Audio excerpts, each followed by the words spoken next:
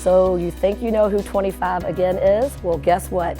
We've just expanded our business to offer primary care services to all of our members.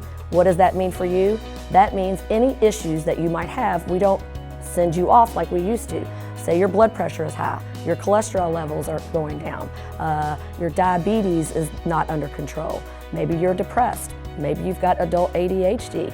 We're going to take care of all of that now. Under the supervision of Dr. Reyes, he has done studies over the years and has found these medications that are working much, much better than the normal pharmaceuticals that you get in your everyday physician's office. So you're going to come in, you're going to get that extra time, an hour and a half to 2 hours on your very first visit, at least 30 minutes on follow-up visits, whereas your regular physician probably has to see about 60 or 70 people a day. It's not his or her fault. You just don't have that time to spend with you, to get to know you, and to do that extra lab work to find out exactly what's going on in your body. You're going to feel the best you ever have, I promise.